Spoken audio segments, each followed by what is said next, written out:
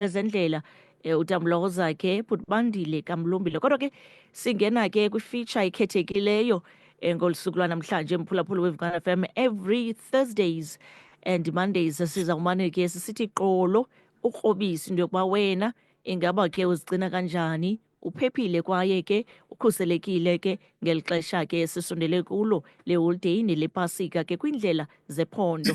Kanti ke injongo ke mphulaphula weVukana FM kukunciphisa ke ingozi ezithi ke zenzeke ngeli xesha. Damlo, ndiyakubona tata selunjoyinile, bengicela nje undiswitshele on ikhemera yakho before sibe ke siyaqhuba ke ne-interview yethu.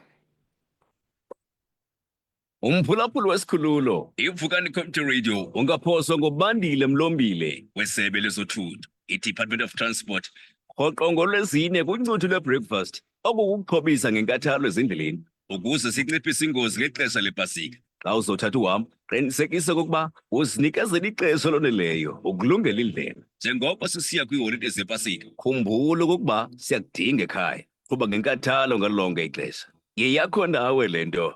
Ukuqhuba ngenkathalo lixanduva lakho nawe.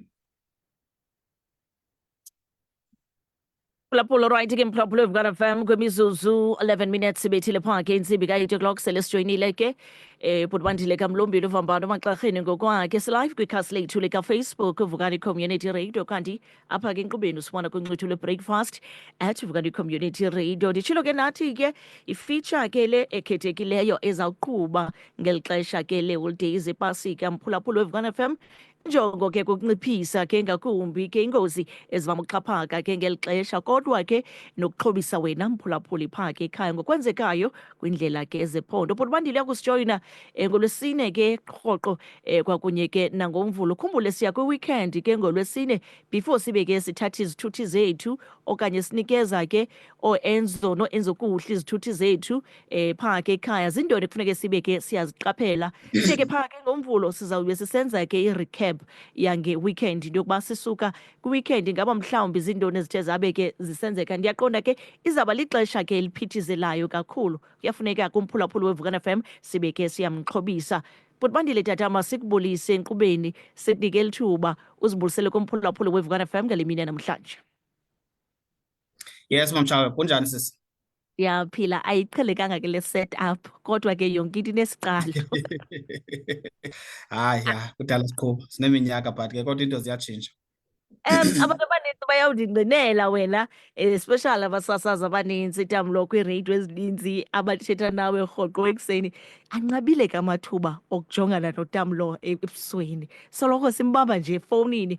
Kodwa ke ezibe nditshilo ke vambani into yokubana kuyafuneka sisondele kumphulaphula ngakumbi ke ngala maxesha ke enyakeni ukujonga ke iziganeko ezithe zenzeka kwiminyaka edlulileyo. Luxanduva lwethu kwaye nathi ke siyi-community radio station into yokuba sibe sifundisa umphulaphula into yokuba ingaba uzigcina ephephile enjani kwindlela ke zephondo. Kwaye ke kuluvuyo ukufumana ke ngakumbi iidepartment ezifana nani zikwazi ukusondela ngakumbi kwi-community ukuxhobisa ke abaqhubi bethu kwindlela zephondo. Namhlanje sithetha ngetopic endiqonda ke izawuchaphazela nabani na. Ndithe xa bendiqala ekuseni ndathi le iya ke koomaka-Enzo noomakaLuthando. Uyayiqonda into yokuba okay, ndiyamthemba usiphelukazi wam, ndimfundisile ukuqhuba, ndizawuke ndimthume mani usiphelukazi andiyele phaa eLady Frere. Noko apha ukusuka apha ecala wena ukuya eLady Frere ayo-distance ingako, kwaye ke ndimthembile apha ke emveni kwevili noko usiphelukazi uyakwazi ukuqhuba. Abe usiphelukazi okanye uLuthando engenayo ilayisensi emnikeza imvume into yokuba angasithatha esi sithuthi gxebe ke abe uyasiqhuba. Sijonga ke sikwiiholideyi, siyabazi abantwana bakhona emakhaya bazawuthunywa ngabazali, abanye bazawuqhatha oomama bafune ezi moto. Kodwa le nto ingaba isichaphazela njani kwaye ithini ubungozi bayo? Yitopiki esingayo namhlanje Tamlo.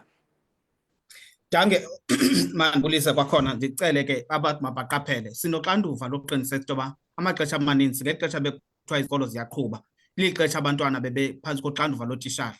Nathi ke siyi-Department of Transport sinoxanduva loba ngaba sibaqinisekisa uba ukuya kwabo esikolweni nokubuya kuphantsi kwezandla zethu. Kodwa ke ngokuya kuqhuba ixesha uba kuvalwa izikolo bahamba ke ngokuba baphantsi koxanduva lwabazali. Inthetha ukuthi ke ngoku i-access yabo, ukufikelela kwabo kwizithuthi bekuxhomekeke kwinto yoba ngaba mabaqhutyelwe ngabantu abakontrakthiweyo okanye bakontraktwe lisebe lezothutho okanye bekontraktwe ngabazali babo baya esikolweni bephantsi kwaloo miqathango. Ukuthi sakwabo ke ngoku ngexesha lebreak kwexesha ukuphuma esikolweni kuphantsi kwemiqathango yesikolo. Ithi ke ngoku loo nto leyo ngokwangoku uxanduva lukuwe mzali, lukuwe mhlali, lukuwe mntu ku-community into yokuqinisekisa into yoba ngaba umntwana odlala esitratweni nohamba endleleni makahambe endleleni ebenzisa intoni indlela ngokwendlela edizayinwe ngayo nendlela eyenziwe ngayo. Ubuzojonga ke mamtshawe kwindlela zethu apha eMzantsi Afrika zonke zinendlela yoba mawuzisebenzise kanjani. Ubukrosa kwii-intersections wafika kukho inantsika indlela yokrosa komntu ohamba ngenyawo nendlela yoma kwesithuthi u-four-way stop nendlela yoba ngaba isithuthi xa sifika kustop masifike sime sijonge uba akho mntu ofuneka ekrosile na. Uba funeka kho umntu ofuneka ekrosile funeka ekrosile lo mntu ngale ndlela kufuneka ekrose ngayo kule ndawo funeka ekrose kuyo not akrose nje espacini.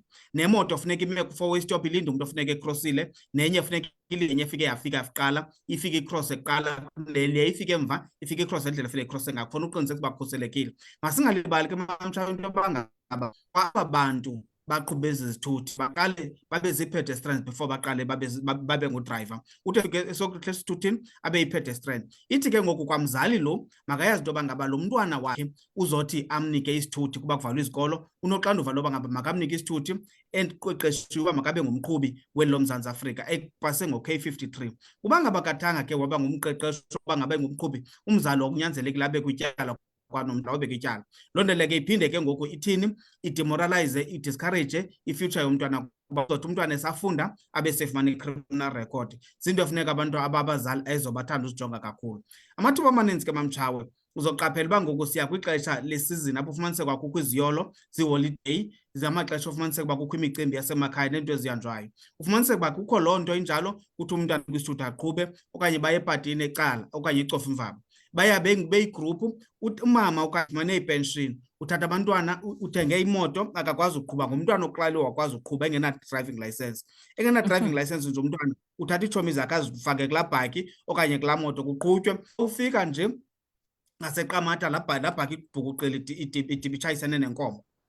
Utshayisana kwayo nenkomo basweleka bonke aba bantwana. Xa kufunyaniseka uba udrayiva ebengenalayisensi, umama ebengenalayisensi, umama uye wa-afford uthenga imoto engenalayisensi, utata umntana waqhuba imoto engenalayisensi. Kusweleke kwabo bantwana basweleke bonke. Ezi incident esezinjalo iintlekele esezike zanjalo zisenziwa ke yinto yoba ngaba abantu bakuthi baye bathi xa bebona be-afford bathenga imoto athenge imoto anike umntwana athathe izitshixo azibeke careless angayazi into yoba ngaba udistroye umntwana aphinde adistroye umntwana aphinde adistroye ifuture yomntwana aphinde acuthe kwa ubomi bakhe. Ezinye izinto kumamtshawe masizibeke zicatha. Sizibeke zicatha. Sinokwazi uzinqanda xa sithetha ngazo. Zinothi zizi-problems but zizi-problems esinothi xa sixoxa ngazo zingabi zo-problems. Ii-solutions ezo problems zikwalapha kuthi thina abantu ba-existayo kwi-community nakwi-society. Wow. Indlela ubuyayijonga mamtshawe ifana. Yes, Tablo. Indlela mamtshawe ifana nalapha xa ungena eholweni. Indlela zaseMzantsi Afrika inikezelwa mayisetyenziswe ingakhange ibe na-signage, ingakhange ibe na-stop, ingakhange ibe na-barrel line, ingakhange ixele uba kukho ibhriji ngaphambili, ingakhange ixele into yoba kukho abahlali ngaphambili, ingakhange ixele uba kukho iinkomo ezikrosayo endaweni ethile, ingakhange ixele uba kukho umlambo okhoyo ngaphambili, ingakhange ixele into yoba kukho ihotele uba kwihotele. Ixela into yoba orientation ingekhoyo kwindlela yethu yaseMzantsi Afrika. If uba ngabe ungudrayiva opasileyo okanye ngudrayiva ongakhange abe onelayisensi uyayazi into yoba uye waqala uzibe ne-driving license waya kwi-learners license. I-learners license yakunika ubume bendlela ozohamba kuzo xa uqhuba imoto eMzantsi Afrika. Uba ngaba ungudrayiva uzobonakala ke ngoba ngaba ugaxeleke kwezi ngozi ubana ugaxeleka kuzo. Ziyatshayiswa iinkomo siyavuma but asithi iinkomo ziyatshayiswa iinkomo siyavuma, bayatshayiswa abantu siyavuma but ayithi loo nto abantu xa beqhuba izithuthi mabangakhathaleli abanye abantu. Nabantu abithi xa behamba kwindlela zethu mabangalakazi bangenzi izinto njalo. Yiyo ke ngoku le nto sithi ngalo lonke ixesha ke ngoku abantwana behleli nabazali kuvalwe izikolo mabayazi into yoba abazali baye bajonge abantwana badlale kwizitrato ezaziwayo into yoba ngaba zikhuselekile babaqokelele. Nabo abantu abaqhuba izithuthi kwiilokishi nakwindawo esihlala kuzo mabayazi into yoba ngaba kukho abantu abaphilayo kwezi ndawo kuqhutywa kuzo izithuthi. Undibethe emlonyeni ke Tablo. Sinomzuzu nje because bendizawubuza ngakumbi because we understand into yoba nanjengoko sele utshilo into yoba o-Enzo bakhona elokishini kuba izikolo zivaliwe, and ke u-Enzo bayakuthanda nomane besithi bhuti khandiphi R2 simise isithuthi simnike lo mntwana le R2 simthi qhip simfake emotweni, kodwa usikrobisele nobungozi bezo zinto zinjalo ezenzekayo ngakumbi nezivama ukuxhaphaka kwii-communities esikuzo. Kodwa umdla endinawo nendifuna mhlawumbi ke next week xa sibuya siwujonge ngumcimbi wemfuyo kwindlela zethu zephondo, nokuba lithini ixanduva lomphulaphuli lo ufuyileyo, lithini ixanduva lomqhubi wesithuthi endleleni xa sijonga kwimfuyo, because if uyajonga kwisithili sakutshonyana indlela zethu ngakumbi kuxhaphakile into yokuba sibe sibona iinkomo, sibe sibona imfuyo endleleni. Sithini kwii-situations ezinjalo? Ndiyafuna ke next week sijonge ke imicimbi eminjalo. Mtshawe enye into masiyiqalaphele eMzantsi Afrika apha kuthi, uyofumaniseka uba amaxesha amaninzi umama kaEnzo sengu-Enzo kwayena.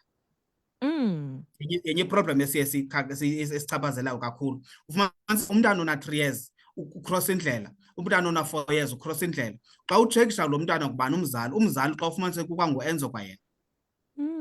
Sinalo crisis enjalo. Yile nto ithi ke ngoku, ewe siyavuma ngo-Enzo but mayibe khona i-coach engaphezu kwaba Enzo babini, nalo nalo Enzo usithi ungumama kaEnzo ekufana noEnzo nje kwanaye, sisanelo crisis enjalo. Akufumaniseka uba kwa umama kaEnzo lo akakwazi u-identify kwa i-problem.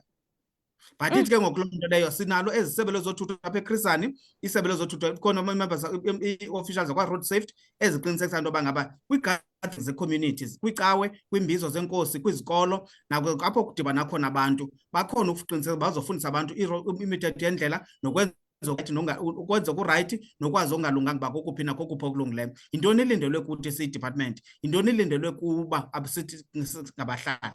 Loo nto leyo izokwazi usincedisa kakhulu. Kona le nto ndithi ii-problems ezikhoza zii-problems because asithethi ngazo.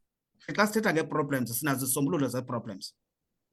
Ndikuvile mna tamlo, ngenxa yexesha tata namhlanje masime kuloo ndawo. Sizawudibana ke ngoMvulo kwakulena ke ifeature mphulaphuli weVukani FM. Nkosi kakhulu tamlo, siyabulela ngexesha lakho. Inkosi Tshawe, inkosi ke sisi. Nkosi kakhulu, right? Mphulaphuli weVukani FM nguye ke ubhuti Bandile kaMlombile.